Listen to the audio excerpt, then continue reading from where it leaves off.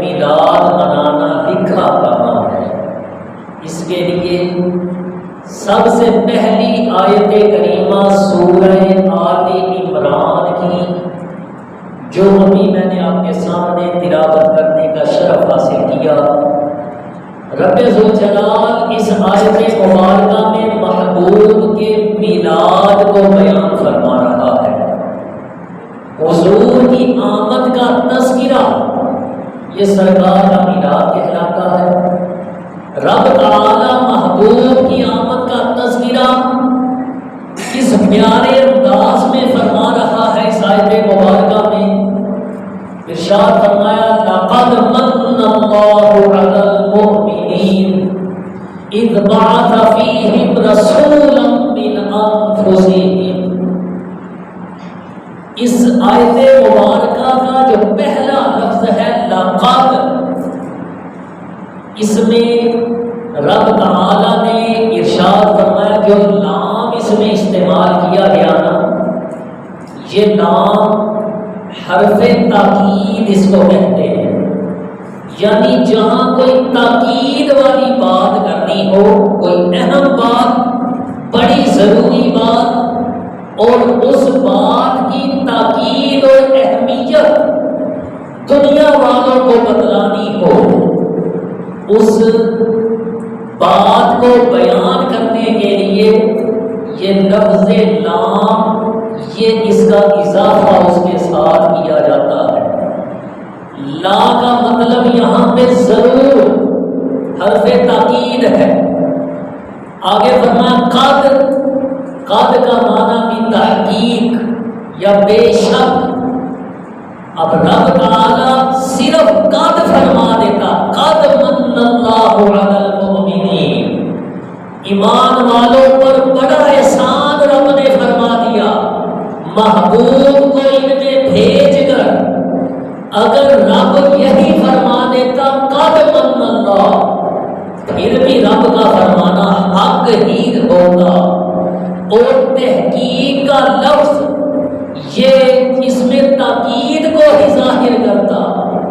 لیکن محبوب کے معاملے میں اللہ عز و جل نے تھوڑی سی بھی لچک نہیں دکھائی۔ ایک حرف لام کو تاکید کے لیے استعمال کیا، پھر آگے قد کا لفظ بے شک اور تحقیق کے معنوں میں پھر تاکید فرما دی، یعنی دوہری ڈبل تاکید فرما کے قرآن اس بات کو بیان کرنے لگا ہے۔ اتنی تاکید کیوں فرمائی جا رہی ہے؟ کیونکہ اللہ عز و جل وہ عالم الغیب ہے، وہ رب جانتا تھا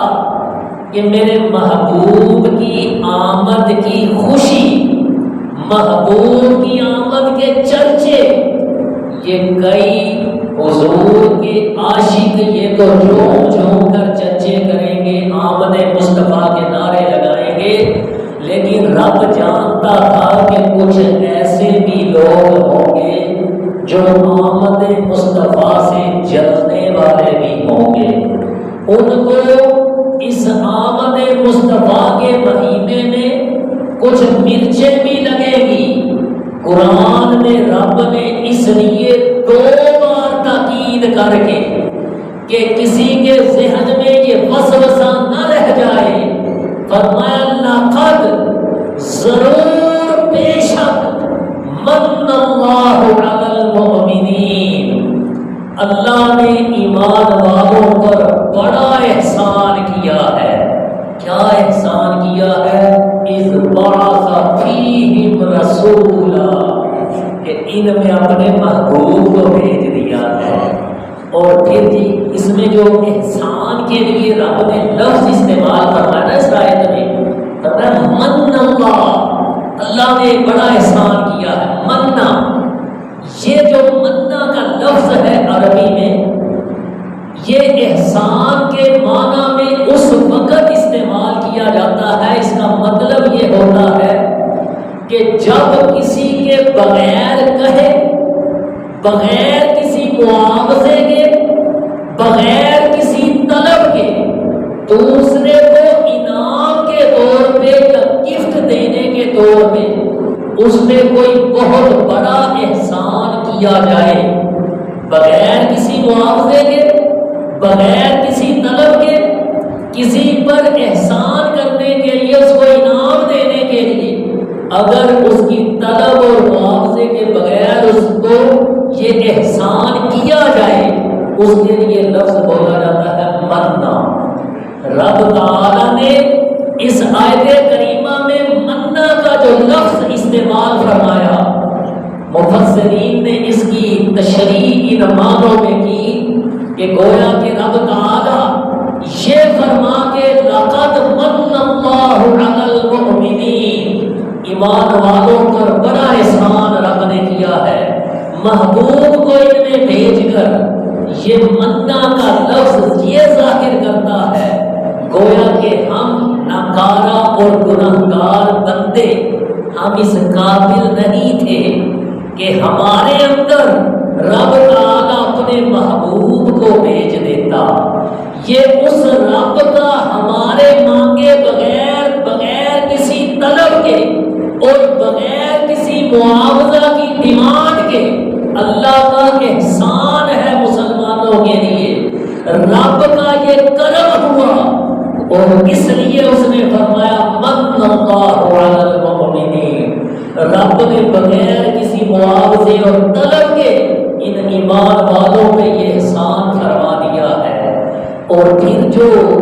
رب تعالیٰ نے ارشاد فرمایا کہ علی المؤمنین، محبوب کو بھیج کے احسان فرمایا کس پہ؟ مومنوں پہ، ایمان والوں پہ، مسلمانوں پہ۔ حالانکہ اگر غور کیا جائے حضور کا دنیا میں جلوہ گر ہونا، سرکار دو عالم صلی اللہ علیہ وسلم کی تشریف آوری، یہ صرف مسلمانوں کے لیے نہیں بلکہ ساری کائنات کے لیے اللہ کا احسان ہے۔ کیسے کہ اگر رب تعالیٰ محبوب کو ہی پیدا نہ فرماتا، احادیث کے اندر یہ مضامین موجود ہے، حدیث قدسی اس پر گواہ ہے، رب فرماتا ہے کہ میں نہ چاند پیدا کرتا، نہ سورج کو بناتا، نہ زمین بناتا، نہ آسمان بناتا، نہ یہ پھول ہوتے، نہ پھل ہوتے، نہ زمین ہوتی، نہ آسمان ہوتے، یہ نبی ولی غوث پیغمبر سب کے سب سرکار کی نالین کا صدقہ ہے،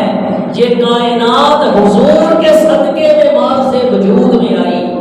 تو سب کو سرکار دو صلی اللہ علیہ وسلم کا فیض مل رہا ہے۔ یہ حیوانات، چرند پرند، جانور، یہ جنات، یہ کافر ہو یا مسلمان ہو، سب کے سب سرکار دو عالم صلی اللہ علیہ وسلم کی جلوہ گری سے فیضیات کسی نہ کسی طریقے سے ہو رہے ہیں۔ اس لحاظ سے احسان سب پہ ہے، لیکن رب نے مومنوں کا ہی نام کیوں لیا؟ اس آیت کے اندر فرمایا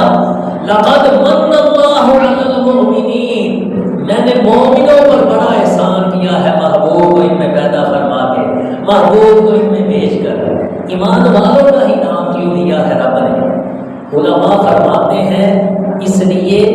ایمان والوں کا نام لیا گیا کہ جو ماننے والے ہوں گے اس احسان کو وہ ایمان والے ہی ہوں گے، جو حضور کی آمد پر خوش ہونے والے ہوں گے وہ ایمان والے ہوں گے،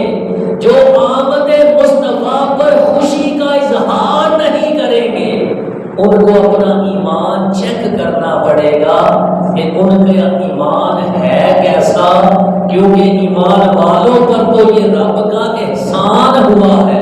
اس کے احسان کے یہ دن آ رہے ہیں جس پر وہ ایمان والے خوش ہوں گے، تو جنہیں آمد مصطفیٰ کی خوشی نہ ہو انہیں پھر غور